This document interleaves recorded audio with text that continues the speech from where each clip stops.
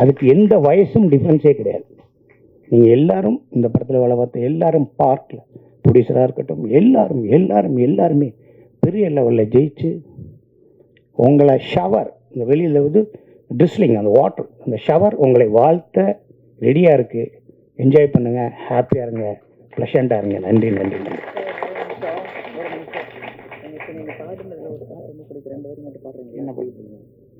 நான் ஒரு சின்ன ரிக்வஸ்ட் சொல்லியிருக்கேன். சார் நல்லா பாட்டு பாடுவாங்க, அதாவது சங்கீத ஜாதி முல்லை அவரோட குரல்ல 2 வரி மட்டும் கேட்போம். இங்க வச்சிருக்கேன்.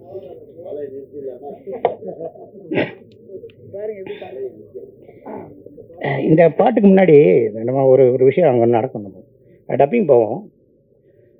டப்பிங் போகையில் ஒரு இடத்துல ஒரு ஷார்ட் ஒன்று பேசுவோம். எங்கடா அப்பா அண்ணே கொஞ்சம் லவுட்ரா, அண்ணே கொஞ்சம் இல்லைண்ணே கொஞ்சம் பேச, அண்ணே கொஞ்சம் அண்ணே அஸ்கியா அப்படின்னு சொல்லுவாங்க. சொன்ன உடனே அதை போஸ்ட் பண்ணுவாங்க, சிங் பண்ணுவாங்க. அப்போ ஒரு 4 மினிட் இல்லை 2 மினிட்ஸ் இல்லாட்டி 1 மினிட் நம்மளுக்கு ரிலாக்ஸ் இருக்கும். அடிண்ணே நெக்ஸ்ட்ண்ணே அப்படி போகலாம்னு சொல்லுவாங்க அந்த டப்பிங் பேசையில். அப்போ அந்த கேப்பில் நான் என்ன சொல்லுவேன்னா பாட்டு பாடுவேன்.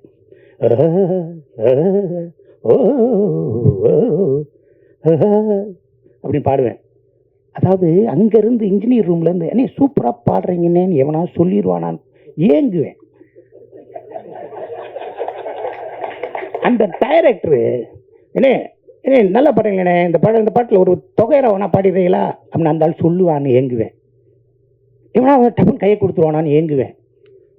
புரியுங்களா உங்களுக்கு?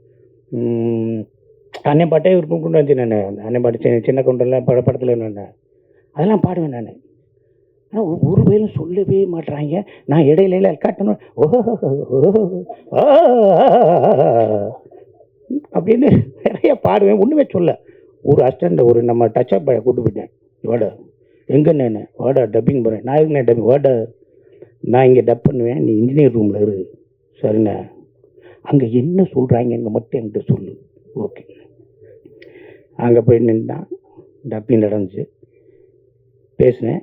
பிட்வீனில் சங்கீத ஜாதி முல்லை காணவில்லை கண்கள் 2 அண்ணே அண்ணே ரெடினே போகலாம்னே அப்படின்பா. என்னடா கட் பண்ணுறாங்க. அடுத்து அண்ணே போகலாம்னே உயிரே அண்ணே ரெடி போகலாம்னே. சரி டப்பிங் முடிஞ்சு பாட விட மாட்டாங்க.